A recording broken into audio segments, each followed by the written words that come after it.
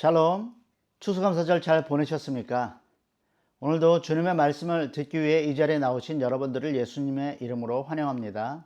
오늘 주시는 말씀은 사도행전 9장 10절에서부터 20절 말씀입니다. 사울을 환대하는 교회라는 제목으로 설교하도록 하겠습니다.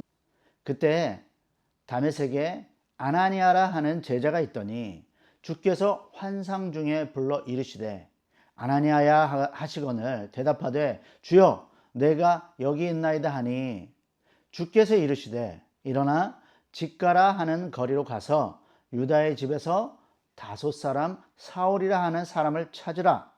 그가 기도하는 중이니라. 그가 아나니아라 하는 사람이 들어와서 자기에게 안수하여 다시 보게 하는 것을 보았느니라 하시거늘 아나니아가 대답하되 주여 이 사람에 대하여 내가 여러 사람에게 들었사온즉 그가 예루살렘에서 주의 성도에게 적지 않은 해를 끼쳤다 하더니 여기서도 주의 이름을 부르는 모든 사람을 결박할 권한을 대제사장들에게서 받았나이다 하거늘 주께서 이르시되 가라. 이 사람은 내 이름을 이방인과 임금들과 이스라엘 자손들에게 전하기 위하여 택한 나의 그릇이라. 그가 내 이름을 위하여 얼마나 고난을 받아야 할 것을 내가 그에게 보이리라 하시니 아나니아가 떠나 그 집에 들어가서 그에게 안수하여 이르되 형제 사울아 곧 내가 오는 길에서 나타나셨던 예수께서 나를 보내어 너로 다시 보게 하시고 성령으로 충만하게 하신다 하니 즉시 사울의 눈에서 비늘 같은 것이 벗어져 다시 보게 된지라. 일어나 세례를 받고 음식을 먹음에 강건하여 지니라. 사울이 다메섹에 있는 제자들과 함께 며칠 있을 새 즉시로 각 회당에서 예수가 하나님의 아들이심을 전파하니. 아멘. 이번 추수감사절에 감사를 심으시고 영적인 추수를 많이 하셨나요? 우리가 하나님과 이웃들에게 감사를 심으면요 반드시 영적인 추수를 합니다. 혹시 이 땅에서 열매를 얻지 못하더라도요 하늘 창고에는 쌓이고 있다는 것을 믿으시기 바랍니다. 1621년이죠. 미국 최초의 추수감사절. 이 청교도 순례자들이 드렸던 이 추수감사절 예배요. 원주민들의 도움이 없이는 어려웠습니다. 그 원주민들이 순례자들을 받아들이지 않았다면 미국의 추수감사절은 정말 다른 모습이었을 것입니다. 비록 현대 역사가들이요 순례자들과 원주민들의 그 연대가요 정치적이고 군사적인 외교의 결과라고 해석하고 있습니다. 하지만 당시의 필그림은요 순례자들은요 자신들의 정착이 하나님의 섭리 가운데 이루어졌음을 감사했어요. 그 필그림을 향한 하나님의 섭리 가운데 가장 큰 섭리는요 스ኳ안토라는 원주민이었습니다. 필그림의 지도자인 이 브래드퍼드는요 스ኳ안토에 대해서 얘기할 때 하나님이 보내주신 특별한 그릇이라고 기록을 했어요. 그가 이런 글들을 남겼는데요. 원주민들의 통역관인 스ኳ안토는 원주민들이 떠난 후에도 우리와 함께 남아서 우리를 위한 하나님이 보내신 특별한 사람이 되었다. 그는 우리가 옥수수 심는 법과 어디에서 물고기를 잡을 수 있을지 그리고 기타 여러 필요한 것들을 얻을 수 있는 곳을 가르쳐 주었고 심지어 우리를 위한 미지의 땅으로 인도하는 길잡이가 되었으며 죽을 때까지 우리를 떠나지 않았다. 하나님께서는요 아메리카에 이 순수한 신앙을 전파하라는 사명으로 필그림을 이끄셨습니다. 그리고 그들이 신대륙에서 사명을 수행할 수 있도록 이 스ኳ안토라는 특별한 동역자를 보내주셨습니다. 순례자들은요, 하나님께 그리고 스쿠안토에게 감사를 심었고요. 그들은 아메리카 신대륙에 복음을 전하는 디딤돌이 되었습니다.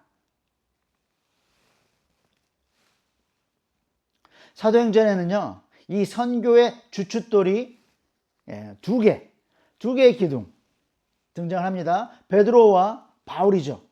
그런데 그들이 주춧돌이라면 디딤돌과 같은 인물들도 등장을 합니다. 그 디딤돌 같은 인물들의 특징은요, 환대예요. 환대. 다른 사람을 기쁨으로 받아들이는 것입니다. 이방인을 환대하는 거예요. 사도행전의 사울은요, 종교의 자유를 찾아서 도망친 그리스도인들을 잡아들이기 위해서 다메섹으로 가던 중에 부활하신 예수님을 만났습니다. 사울아, 사울아, 어찌하여 나를 박해하느냐? 사울이 교회를 박해하고 있는데요.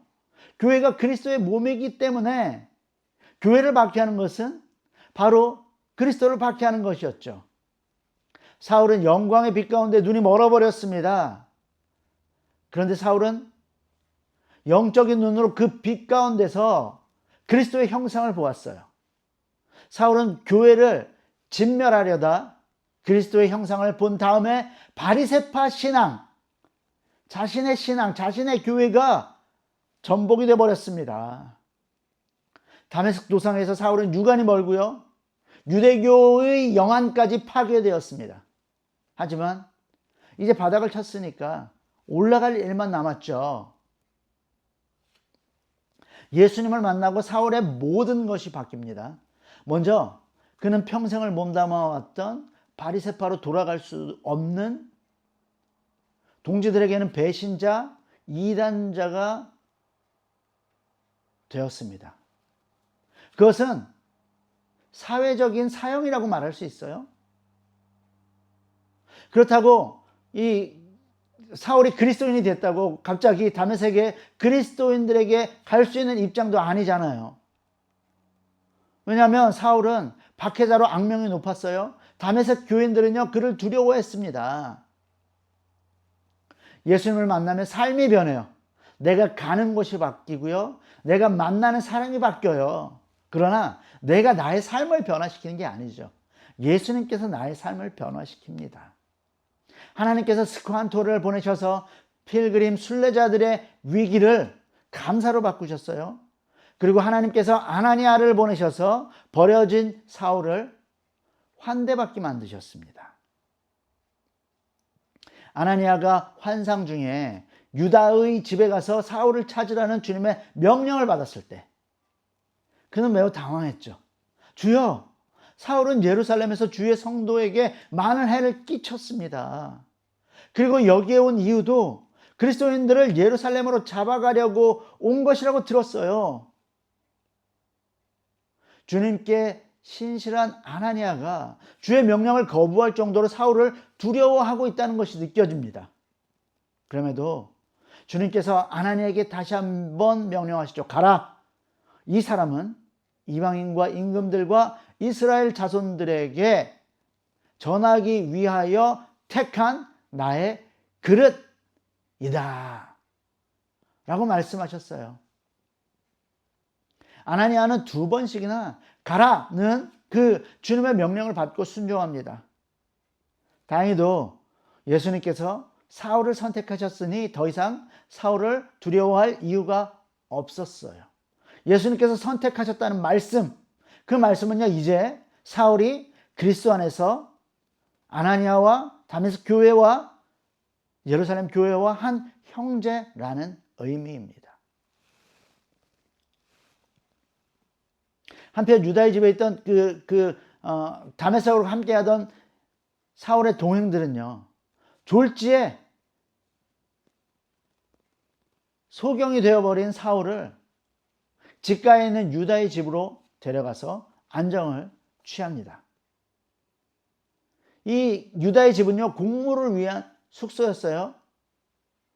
그 집은 직가라는 거리에 있었어요. 직가, 스트레이트, 뭐 중심 도로였습니다. 거기는 중심 상권, 도시의 중심에 있었다고 해요. 사울이 3일 동안 식사도 하지 못한 채로 쓰러져서 기도만 하고 있을 때 아나니아가 찾아옵니다. 탕탕. 주인장, 여기 5사람 사울이 머물고 있어. 이 공적인 숙소였던 이 유다의 집이 이제 공개적으로 바리새인 사울이 그리스도의 제자로 거듭나는 역사적인 현장이 되는 겁니다. 여보게 주인장, 우리 형제 사울을 찾으러 왔어. 다메섹에서요, 율법의 신실하기로 유명한 모든 유대인들에게 칭찬이 자자한 아나니아가 사울을 찾으러 온 것입니다. 그런데요, 아나니아는 사울을 보자마자 안수하면서 이렇게 말합니다. 형제 사울아, 주 곧 내가 오는 길에서 나타나셨던 예수께서 나를 보내어 너로 다시 보게 하고 성령으로 충만하게 하신다. 그러자 즉시 사울의 눈에서 비늘 같은 것이 벗겨집니다. 눈먼 자가 눈을 뜨는 기적의 현장을요, 유다 집에 머물고 있던 사람들이 지켜보았을 것입니다. 놀라운 기적이었습니다. 사울이 눈을 떴어요. 일어났어요. 그러더니 아나니아를 따라 나섭니다. 그리고 그들이 간 장소는요, 침례하는 곳이었습니다. 사울은 침례를 받은 다음에 다메섹 교회 성도들과 함께 사흘 만에 음식을 함께 먹습니다. 뭐 예수님이 부활한 건가요? 사흘 만에 사울이 일어난 것이죠. 그리고 교인들과 함께 먹었습니다. 먹는 문제가 사는 문제입니다. 이제 사울은 바리새파가 아니라 그리스도인들과 함께 먹는 그리스도의 형제가 되었습니다. 사울이 그리스도의 제자가 되는 것을 유다의 집에서 많은 사람들이 목격했습니다. 그리고 그 소문은요, 직가를 통해서 순식간에 퍼졌을 것입니다. 다행히도 유대교가 이단자 사울을 축출하기 전에 다메섹 교회가 사울을 환대했습니다. 왜냐하면 주님께서 사울을 선택하셨고 사울이 그들의 형제가 되었기 때문입니다. 하나님께 선택을 받은 사람은요, 하나님의 자녀가 되는 권세를 얻게 되는 줄 믿습니다. 선택이라는 교리는요, 하나님의 백성들에게 사회 문화적으로도 지대한 영향을 미치고 있었어요. 유대인들은 자신들이 하나님의 선택을 받은 선민이라는 정체성을 가지고 있었죠. 이 선민사상이라는 용어가 우리 학교의 교과서, 세계사나 윤리교과서에도 실릴 정도로 아주 잘 알려진 표현이잖아요. 용어잖아요. 여호와 하나님께 선택받은 유대민족은 이스라엘 외에 다른 민족들은요, 이방인이라고 치부합니다. 다시 말하면요, 세상에는 유대 민족을 기준으로 두 민족이 있는 거예요. 하나님께 선택받은 이스라엘 민족, 그리고 선택받지 못한 이방 민족이 있는 것입니다. 이제 개인적인 차원에서 선택이 어떻게 적용되는지 말씀드리겠습니다. 유대 교인의 관점에서 보면요, 사울은 이제 이단자예요. 그러면 하나님께 선택받지 못한 이방인과 유대교의 이단자 중에서 누가 더 유대교인들의 입장에서는 수치심을 주게 만들까요? 유대인들은 이방인을 배제하기 때문에 별로 관심을 가지지 않아요. 하지만 이단자는 다르죠. 이단자는요, 유대교 공동체 안에서 명예를 실추시킨 거예요. 그래서요, 공동체의 명예를 지키기 위해서, 그리고 또 이단자의 사상으로부터 공동체를 지키기 위해서 이단자를 축출합니다. 요즘식으로 말하면 왕따를 시키는 거죠. 어떤 종교 집단에서 그 종교를 이탈하고 개종한 사람은요, 추방당하기도 하지만요, 때로는요, 명예살인을 하기도 해요. 그런 뉴스들 들어본 적 있지 않나요? 공동체 사람들이 수치를 당하면 문제를 야기한 공동체 일원은요, 쫓겨나는 거예요. 최악의 경우에는 죽이기까지 하는 거죠. 스데반이 그랬던 것처럼요. 우리가 종종 들어본 호적에서 파버리겠다, 집에서 쫓겨난다라는 그런 표현이요, 가문의 명예를 실추시켰기 때문입니다. 그 의미랑 일맥상통하는 거예요. 지금 사울이 그런 처지에 있어요. 그런데 유대교 공동체의 수치가 되어 쫓겨날 사울의 처지가요, 오히려 교회 공동체에게 환대받을 수 있는 그런 처지였다는 겁니다. 아주 역설적이죠. 이 아이러니는요, 예수님께서 유대교 공동체의 수치가 돼서 영문 밖에 버려졌지만 부활 승천하시사 하나님 아버지께 환대받는 장면과 연장선상에 있는 거예요. 유대인에게 예수는 하나님의 저주를 받아서 나무에 달려 죽은 사람에 불과했습니다. 하지만 사울은요, 다메섹 도상에서 부활하신 예수님을 영광의 빛 가운데서 만나고 하나님께서 선택한 자들의 으뜸이 예수님이라는 진리를 깨닫습니다. 사울은 유다의 집에 누워있는 동안 자신이 유대교 바리새파에게 버림을 받을 처지가 되었지만 하나님의 선택을 받았기 때문에 반드시 예수님처럼 환대받을 것이라고 기도하고 있었어요. 그때 아나니아가 찾아옵니다.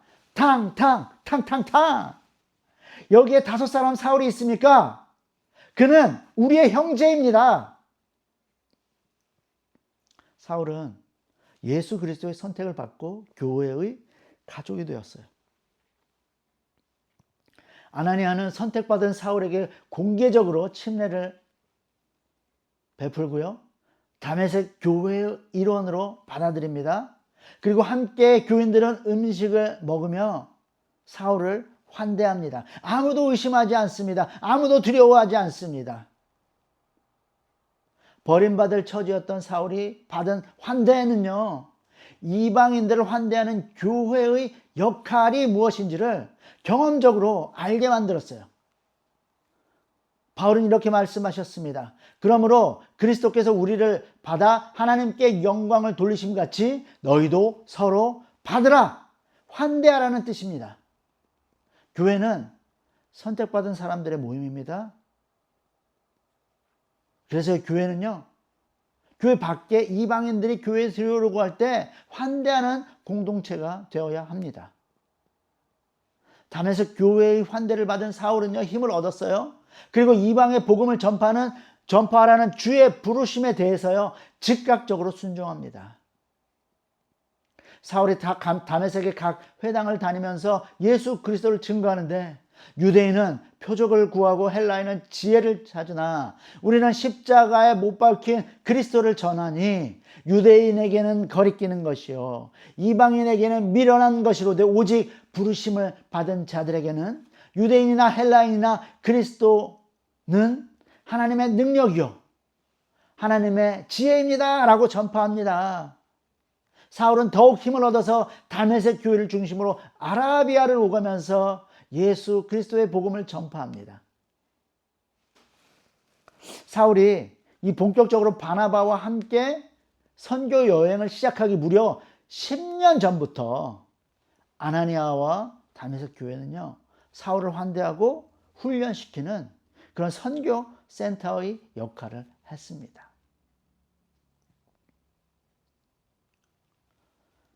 사울이 다메섹 도상에서 회심을 하고 3년쯤 지났을 때 이제 예루살렘에 사역하고 있는 이 베드로를 만나기 위해서 올라가요. 비록 사울이 다메섹에서 이 주님을 만나서 변화됐고 이방 선교의 그릇으로 쓰임을 받고 있는 소식이 예루살렘 교회에 전해졌지만 이 사울의 회심을 의심하고 경계하고 있었어요. 왜냐하면 그가 스데반의 순교를 비롯해서 예루살렘 교회를 박해했던 그 사실을 너무나 잘 알고 있었기 때문입니다. 그때 예루살렘 교회의 바나바가 사울의 보증인이 되어줍니다. 바나바는 이 예루살렘 교회를 박해했던 사울이라는 이 젊은 사역자의 변화를 보증할 만큼 아주 신뢰받는 지도자였어요. 바나바, 그 이름의 뜻이 위로의 아들입니다. 기억하시죠? 자기 땅을 팔아서 구제하도록 헌금으로 드렸습니다. 아주 자비로운 사람이죠. 그리고 그는 디아스포라 유대인입니다. 다메섹 교회와 이번 도시의 그 회당들과 네트워크를 또 가지고 있었어요. 바나바는 사울의 회심이 하나님의 역사라고 확신했기 때문에 보증인으로 자처한 거죠. 사울은 다메섹으로 가는 길에 우리 주님을 보았습니다.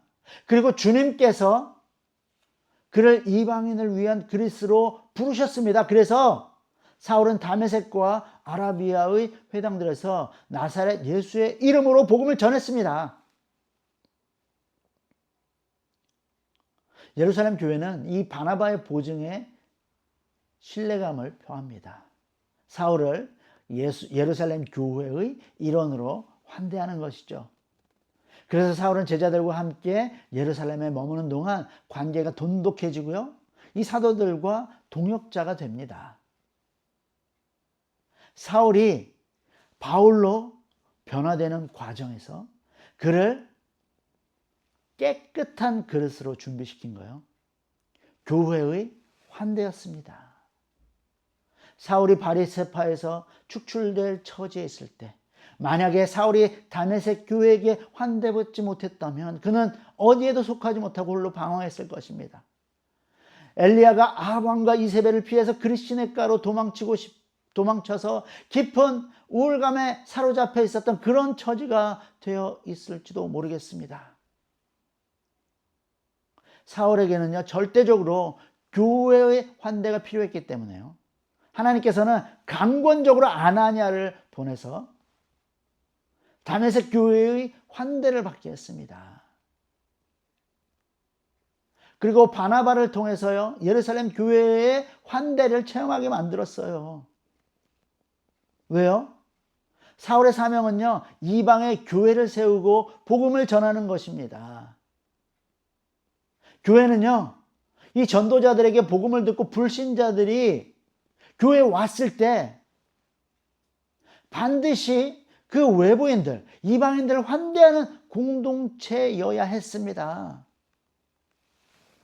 아무리 열심히 복음을 전하고 회심자들을 얻으면 뭐합니까? 교회가 그들을 의심하고 경계하고 환대하지 않으면요, 복음의 열매는 맺혀지지 않습니다. 복음 전도와 교회의 환대는요, 동전의 양면이에요. 복음 전도가 씨 뿌리기라면 교회 환대는 좋은 밭입니다. 수많은 복음의 씨앗을 뿌릴지라도 밭이 나쁘면 열매를 제대로 얻지 못하죠. 30배, 60배, 100배의 열매를 얻으려면 좋은 밭이어야 돼요. 그래서 좋은 밭으로서 교회는요, 반드시 환대하는 공동체가 되어야 합니다. 사울은요, 그걸 체험한 사람이에요. 하나님의 백성들의 정체성은요, 아담에서부터 청교도에 이르기까지 순례자라고 말씀드렸습니다. 그래서 주님 다시 오실 때까지 모든 성도들은요, 천성을 향하는 순례자라는 정체성을 가지고 살고 있는 거예요. 이 환대는요, 순례자라는 정체성의 이 필연적인 열매예요. 태초에 하나님께서는 아담을 어떤 땅에서 흙으로 빚으셨습니다. 창세기적인 표현을 빌리자면요, 하나님의 형상을 닮은 아담은요, 보시기에 심히 좋았지만요, 그가 태어난 땅이 심히 좋은 곳은 아니었습니다. 그래서 여호와 하나님께서는요, 에덴 동산을 창설하시고 아담과 함께 순례를 시작하시죠. 드디어 아담이 에덴 동산에 도착했을 때 하나님께서는 아담을 환대하셨습니다. 에덴 동산을 경작하며 지키게 하시고 그 사람에게 명하여 이르시되 동산 각종 나무의 열매는 내가 임으로 먹되 선악을 알게 하는 나무의 열매는 먹지 말라. 보기에 심히 좋은 그 에덴 동산에서 이 선악과를 제외한 모든 것으로 여호와 하나님께서 아담을 환대하신 거예요. 하나님 아버지께서 순례자를 환대하신 것처럼 우리가 또 다른 순례자들을 환대할 때 우리는 하나님의 형상을 닮아가는 것입니다. 우리 하나님은요, 이방인을 환대하는 하나님이거든요. 아브라함은 갈대아 우르에서 팔레스타인으로 순례를 했습니다. 하나님께서 아브라함을 부르신 것이죠. 그곳으로 환대하기 위해서요. 아브라함의 시대는 4천여 년 전입니다. 그 당시 법률, 제도, 시스템 제대로 갖춰주지 않은 시대였습니다. 무려 1500마일을 도보로 여행해야 했어요. 아주 위험한 일이었습니다. 이 서부의 LA에서요, 이 중부의 세인트루이스까지 여행하는 정도의 거리가 1500마일이에요. 그 장거리 여행에서 환대는요, 생명을 살리는 일입니다. 아브라함은 그것을 체득했을 거예요. 그래서 아브라함의 후손들이 이 환대라는 기독교 윤리, 유대교 윤리를 강조하고 그들이 환대하는 공동체가 되어야 한다는 사명을 계속 이어줘요. 창세기 18장에서 아브라함은요, 해가 뜨거운 한낮에 낯선 3명의 나그네를 환대합니다. 아브라함이 그들을 보자 그 장막 문에서 달려나가 영접하며 몸을 땅에 굽혀 이르되, 내 주여, 내가 주께 은혜를 입었사오면 원하건대 종을 떠나가지 마시옵고 물을 조금 가져오게 하사 당신들의 발을 씻으시고 나무 아래서 쉬소서. 내가 떡을 조금 가져오리니 당신들의 마음을 상쾌하게 하신 후에 지나가소서. 당신들이 종에게 오셨음이니이다. 아브라함과 사라는요, 극진하게 그 3명의 순례자를 환대합니다. 발 씻을 물도 내주고요, 에피타이저로 우유, 떡을 내올 뿐만 아니라요, 송아지 요리로 극진하게 대접을 했어요. 그리고 그들이 다음 순례길에 오를 때까지 환송합니다. 이 아브라함의 아브라함이 이 나그네들 환대한 다음에 무슨 일이 일어났습니까? 기적의 아들 이삭이 태어났지 않습니까? 그래서 아브라함의 후손들에게 이 환대라는 복받는 비법이 전수될 수밖에 없는 것이죠. 손님 대접하기를 잊지 말라. 그러다가 부지 중에 천사를 대접한 이들이 있습니다. 신구약 성경에는요, 환대에 대한 말씀이 가득합니다. 그 중에서 신약에서 한 가지만 더 말씀드릴게요. 예수님의 말씀이에요. 내 아버지께 복 받을 자들이여, 나와 창세로부터 너희를 위하여 예비된 나라를 상속받으라. 내가 줄일 때 너희가 먹을 것을 주었고, 목마를 때에 마시게 하였고, 나그네 되었을 때 영접하였고, 헐벗을 때 옷을 입혔고, 병들었을 때 돌보았고, 옥에 갇혔을 때 와서 보았느니라. 우리가요, 우리 형제들 중에서 지극히 작은 자 하나에게 환대를 베푸는 것이 바로 주님을 환대하는 것이고 하나님 아버지께 복을 받는 비결이라고 예수님께서 가르쳐 주신 거예요. 청교도 순례자들에게 스관토는 환대의 문을 열어주었어요. 사울에게는요, 아나니아와 바나바가 환대의 문을 열어줬습니다. 저에게도 그런 체험이 있어요. 수잔 바이어라는 사모님이 계십니다. 수잔 바이어 사모님은 저에게 환대의 문을 열어주셨어요. 오래전에 미국 유학길에 올랐을 때 일입니다. 서울에서 출발해서 시카고를 경유해서요, 세인트루이스까지 무려 18시간이었습니다. 저와 아내를 마중 나온 김 목사님, 덩치가 산만했습니다. 그때 당시에는 이민 가방 들고 다녔잖아요. 커다란 이민 가방 5개를요, 하나씩 척척척척척 어깨에 들쳐매고 미니밴에 착착착착착 실어주셨습니다. 그리고 아파트에 옮겨주셨어요. 그리고 저희를요, 홈타운 뷔페로 데리고 가서요, 엄청나게 먹여줬습니다. 유학 생활을 이 환대로 시작했는데요, 우리가 살게 된 그 아파트는요, 벽돌로 지어진 70년 된 건물이었어요. 그런데요, 놀랍게도 흑인 동네 한가운데 있었어요. 그 미국 생활에 대한 정보를 잘 몰랐던 저희 부부는요, 긴장된 마음으로 아파트 문을 열고 들어갔는데요, 고풍스러운 소파가 딱 놓여있는 거실이 우리를 맞이합니다. 우리 게 아닌데? 침실을 들어가 봤어요. 역시나 그곳에도 멋진 고풍스러운 침대와 깨끗한 침구들이 구비되어 있었어요. 이건 또 뭐지? 그리고 우리는 부엌으로 가서 냉장고 문을 열어보는데요. 빨간 색깔 바탕에 귀여운 송아지가 그려진 올게닉 우유, 그리고 또 올게닉 계란, 그리고 몇 가지 식재료들이 냉장고에 들어있는 거예요. 모두 다 홀푸드 마켓의 제품이었습니다. 물론 당시 저는 그게 뭔지 몰랐죠. 서울에서 이 센츄리스라는 순례길의 종착지에서요, 라이드를 시작으로 해서 아파트의 냉장고까지 가장 좋은 것으로 채워주시며 환대하시는 그 하나님의 은혜, 정말 다시 한번 저의 그 신앙생활에 있어서 회심을 체험하는 것 같았어요. 신학교 유학생활은요, 우리 김 목사님과 유학생 정착팀의 그 수잔 바이어 사모님께 받은 그렇게 세심한 환대가 이 졸업할 때까지 이어졌어요. 환대요. 그 환대는요, 제가 신학교에서 배운 가장 은혜롭고 필수적인 과목이었습니다. 여러분의 교회는 환대하는 교회입니까? 교인들끼리 교제하는 것도 필요합니다. 하지만 외부인을 품어주는 환대는요, 교회의 본질입니다. 그것이 하나님 나라의 모형입니다. 그렇기 때문에 혹시 여러분의 교회가 환대하는 분위기가 아니라면요, 환대하는 교회로 체질을 개선하시기 바랍니다. 한 사람이 환대의 문을 열어줄 때 환대는요, 시작되는 거예요. 다메섹 교회는요, 아나니아가 있었습니다. 예루살렘 교회에는요, 이 바나바가 있었고요. 신대륙에는요, 스관토가 있었습니다. 그리고 커버넌트 세미나리에는요, 수잔 바이어 사모님이 계셨어요. 여러분의 교회에는 누가 환대의 문을 열어주고 있습니까?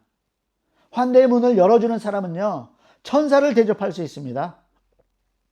환대의 문을 열어주는 사람이요, 기적의 아들을 낳을 수도 있어요. 환대의 문을 열어주는 사람이 부활하신 예수님을 환대하는 사람이 될 수도 있습니다.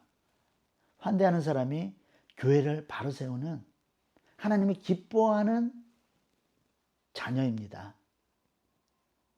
바로 당신이 환대하는 교회의 문지기가 되시기를 축복합니다.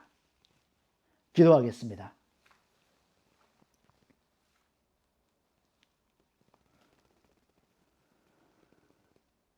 죄와 사망으로 인하여 죽을 수밖에 없었던 우리를 환대하신 하나님 아버지, 두 팔 벌려 환대하신 하나님 감사합니다. 지옥문이 아니라 우리를 위해 천국문을 열어주셔서 감사합니다. 하나님, 우리가 이 땅에 살면서 우리도 교회의 문을 활짝 열어주는 환대하는 교회의 성도가 되게 하여 주시옵소서. 아니, 그렇게 살기로 결단합니다. 하나님께로 나오는 자들에게 두 팔 벌려 환영하는 하나님의 형상을 닮은 성도들이 되기를 원합니다. 주여, 우리를 변화시켜 주시옵소서. 우리를 환대하시고자 이 땅에 오신 나사렛 예수 그리스도의 이름으로 기도하옵나이다. 아멘.